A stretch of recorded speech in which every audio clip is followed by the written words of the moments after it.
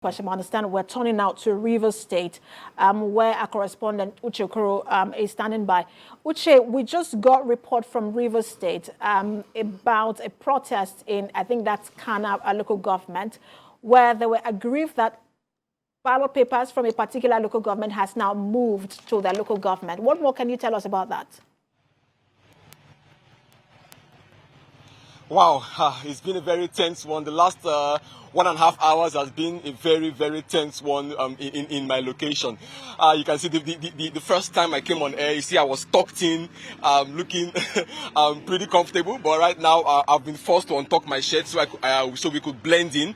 Earlier, I also had my this tag you can see here over my shoulder to indicate that to announce my identity as an accredited journalist to cover this election. But in the heat of the crisis, I had to instruct my cameraman and myself to remove this to make ourselves seem more neutral.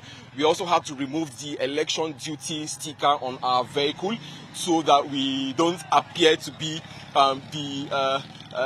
we don't appear to be the enemy to those who were protesting. But yes, I can tell you that the reason for that crisis in Khana local government area was built around I wouldn't call it an allegation now. I wouldn't call it a statement of fact because I'm yet to hear from the commission.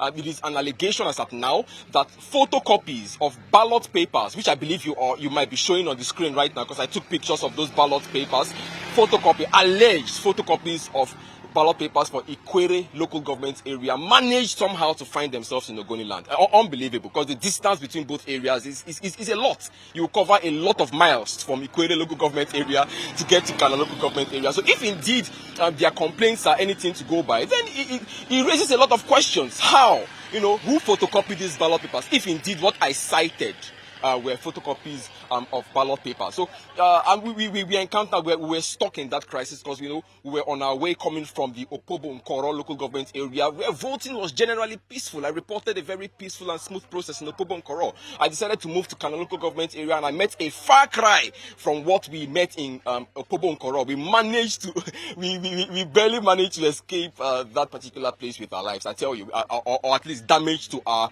operational vehicles. We had to move at about 60 to 80 kilometers per hour on reverse backwards to avoid being hit by pellets of stones at the Khana roundabout, which is very close to the Ken Sarawiwa Polytechnic. So really a very tense atmosphere in that area. We had to reverse several times until police and soldiers came to the rescue, and we took advantage of that intervention of the policemen and soldiers to break through the barriers, and now we're in Khana local government area, which seems to be pretty calm, but really, really tense last couple of hours in my location.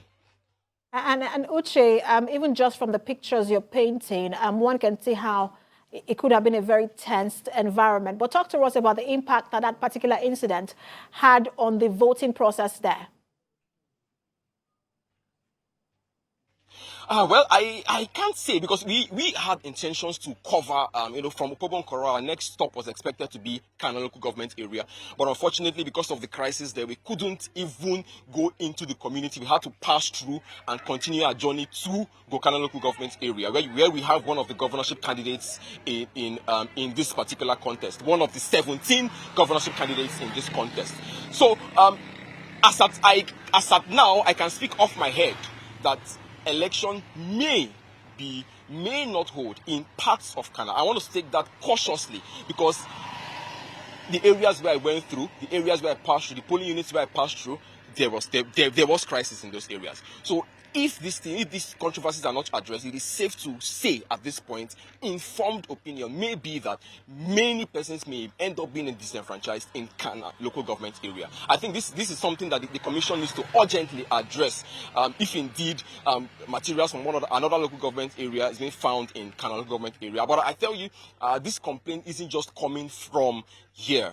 On my way to Khana, before I arrived Khana local government, I also got snippets of similar complaints in 2 other local government areas. Little did I know that where I was approaching, there would be a similar situation. So I think this confusion that is being created, man-made or intentionally or unintentionally, needs to urgently be addressed by the commission because it is already posing a major security threat to this particular election in Rivers State, specifically Khana and 2 other local government areas where I have gotten these complaints from.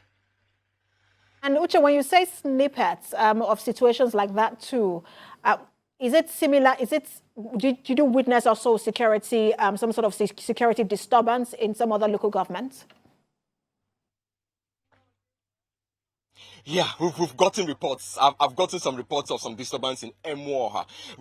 I'm not surprised. When I began to get those reports from Emoha local government area, I wasn't surprised because that's the local government area where, one of the I wouldn't want to mention political parties or candidates, but we have a very strong underdog in this contest. When I say underdog, you might be able to guess. One of the strong underdogs in this election in that area. So we're already beginning to hear ballot box snatchings, electoral officers being attacked, and the beavers machines snatched. As I speak to you, some beavers machines have already been snatched in Rivers State right now as I speak to you. So yeah, I don't know. Well, it's unfortunate. It's unfortunate, but I guess we just have to wait till evening to see how everything pans out. But I want another thing I also want to really point out here is that I am from my standpoint, I want to really say that I am pretty disappointed with the Nigerian police. I think going forward, if the Nigerian police will not be able to enlighten or educate their officers properly, perhaps we should hand over this job to the Nigerian Broadcasting Commission, maybe beyond being on standby to sanction stations. I think the NBC might want to take up this responsibility to educate these police officers. We have been harassed severally on the road by police officers at these checkpoints. I wonder the kind of orientation the police officers have as regards who are the accredited a set of people to be on the road, because you see a journalist who presents his station ID card, presents his INEC accreditation tag, presents his election duty vehicle, and you continue to harass checkpoint by checkpoint by checkpoint. All right, Uche, just a minute. Give me a minute because I want you to speak particularly. You mentioned being harassed.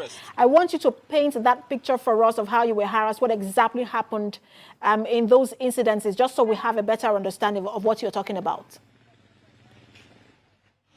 Okay, now, we left Port Harcourt about 6:30 a.m. heading to Uche Okoro. The very first police checkpoint we got to said they were clearly told not to allow anybody pass. And I said that is the height of ignorance of police officers. You cannot say you cannot allow anybody pass, because yes, you shouldn't allow any Tom, Dick and Harry to pass, but there are accredited persons that are supposed to pass. You cannot tell me as a police officer that the commissioner of police gave you an instruction saying that nobody should pass here without a letter from his office. That is the height of absurdity. And if this is true, I think that matter should be investigated. The police checkpoint, C4I checkpoints at Akpajo Junction, Eleme local government area. That is what we were told. So if that is true, that they indeed got an instruction from the commissioner of police that accredited persons who are accredited and ought to be on the road should not pass, that commissioner of police should be investigated. If it is true, the IG ought to query Uche, I see how you can be upset. Just a minute, Uche. I see how you can be upset if you're on election duty and trying to ensure that Nigerians see what's going on around the country. And in most cases, like you also said right now, you put your life at risk. You were almost attacked in one of the local governments. I see how you can be upset if you're also now being harassed by security agents like you mentioned. But, we will just allow you get back to safety because we also see that tires are still burning behind you. We'll allow you get back to safety. And then when you're in a safer place, we would get back to get updates from you on how security agents are responding to some of these crises you mentioned. Correspondent there, Uche Okoro, live for us in Rivers State.